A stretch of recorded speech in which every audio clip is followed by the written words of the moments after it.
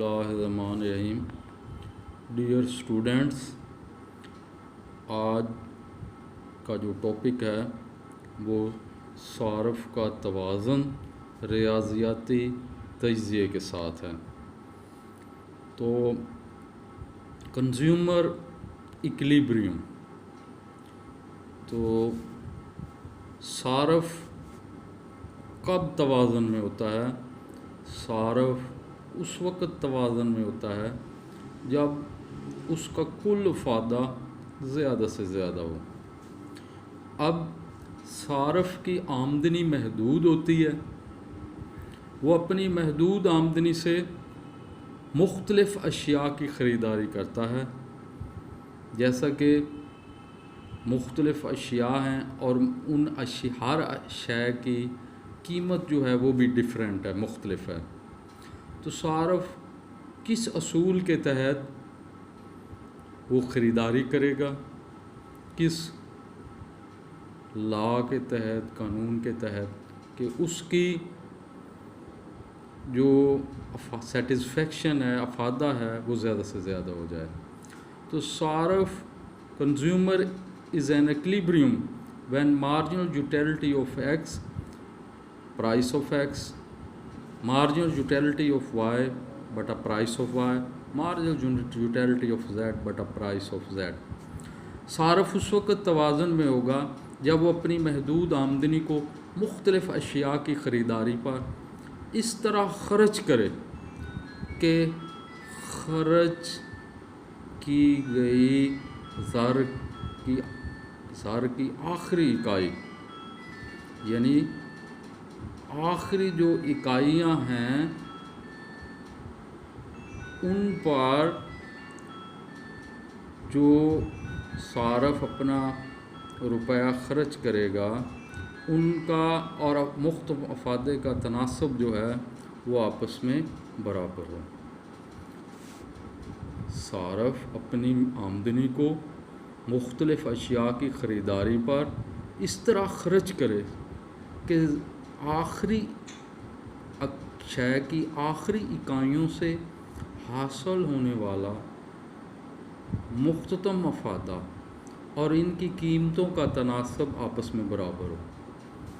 तो यहाँ पर हम फ़र्ज़ करते हैं कि सारफ की आमदनी 8 रुपये है, महदूद आमदनी है, वो इनसे 2 अशिया की ख़रीदारी करता है। तो एक्स शय और वाई शय ख़रीदता है। एक्स शय की कीमत 2 रुपये और जबकि वाई शय की कीमत 1 रुपया मुकर्रर की जाती है। अब वो इन दोनों अशिया की ख़रीदारी करेगा, तो इसके लिए हमने ये गोशवारा बनाया है। एक्स शय की इकाइयों को ज़ाहिर किया गया है। जब सारफ एक्स शय की पहली इकाई ख़रीदता है तो उससे हासिल होने वाला मुख्ततम मफादा, मार्जिनल यूटिलिटी ऑफ एक्स, वो है 20। जूँ जूँ वो एक्स शय की ज़्यादा इकाइयाँ ख़रीदेगा उसका मुख्ततम मफादा गिरता चले जाएगा। जब वो दूसरी इकाई ख़रीदता है तो उसका दूसरी एक्स शय की दूसरी इकाई का फ़ायदा कम होकर 16 हो जाता है। तीसरी इकाई ख़रीदता है तो उसका मुख्ततम फ़ायदा कम होकर 12 हो जाता है। चौथी इकाई पर मुख्ततम फ़ायदा कम होकर 8 हो जाता है। 5वीं इकाई पर मुख्ततम फ़ायदा कम होकर 4 हो जाता है। इसी तरह सारफ वाई शय को ख़रीदता है तो वाई शय की कीमत 1 रुपया है। जब वो पहली इकाई ख़रीदता है तो उसका मुख्ततम फ़ायदा 7 है, दूसरी इकाई पर 6 है, तीसरी इकाई पर 5 है, चौथी इकाई पर 4 है और 5वीं इकाई पर 3 है। सारफ अब दोनों अशिया को बदल बदल कर इस तरह से ख़रीदेगा कि उसका कुल फ़ायदा ज़्यादा से ज़्यादा हो। सारफ पहली इकाई जिस एक्स शय की ख़रीदता है जिसकी कीमत 2 रुपये है तो उसका मुख्ततम फ़ायदा जो है वो 20 है। दूसरी इकाई भी वो ख़रीदता है एक्स शय की और तीसरी इकाई भी ख़रीदता है वो एक्स शय की जिसका मुख्ततम फ़ायदा 12 है और इस शय की कीमत जो है वो 2 रुपीज़ है एक्स शय की। इसी तरह सारफ 3 इकाइयाँ ख़रीद लेता है एक्स शेयर की, और फिर वो वाई शेयर की ख़रीदारी शुरू कर देता है। पहली इकाई ख़रीदता है जिसकी कीमत 1 रुपये है वाई शेयर की, तो उसका मुख्ततम अफादा 7 है। दूसरी इकाई ख़रीदता है तो उसका अफादा मुख्ततम 6 है। तो वो 2 इकाइयाँ ख़रीद लेता है वाई शेयर की, और वाई शेयर की प्राइस जो है, कीमत जो है वो 1 रुपये है। सारफ 3 इकाइयाँ ख़रीदता है एक्स शेयर की, और वाई शेयर की वो 2 इकाइयाँ ख़रीदता है। तो यूँ उसके 8 रुपये भी सरफ हो जाते हैं और उसका कुल अफादा भी ज़्यादा से ज़्यादा हो जाता है।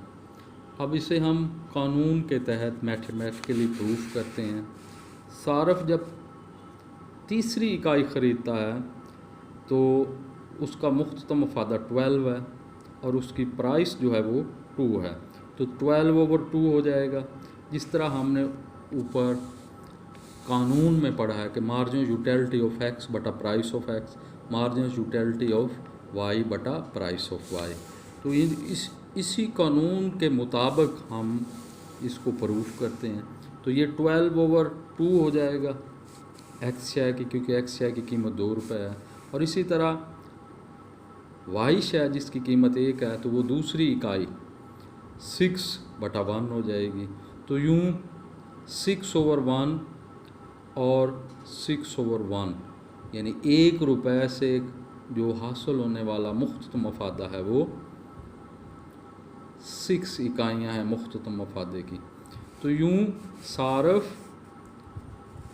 जब अशिया की ख़रीदारी करता है तो मुख्ततम अफादा मुख्ततम और उस शय की कीमत से मुआजना करता है, और यूँ वो मुख्तलिफ़ अशिया की ख़रीदारी करता है। और बेशुमार अशिया की ख़रीदारी इसी कानून के तहत वो करता है कि मार्जिनल यूटिलिटी ऑफ एक्स बटा price of X, marginal utility of Y बटा price of Y, marginal utility of Z बटा प्राइस ऑफ जेड।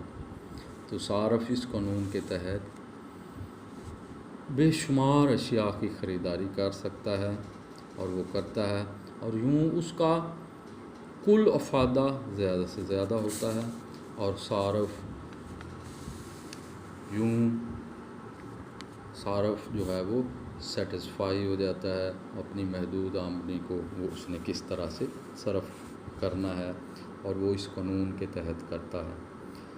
तो रियाज़ियाती तरीके से हमने सारफ के तवाज़ुन को बयान किया है।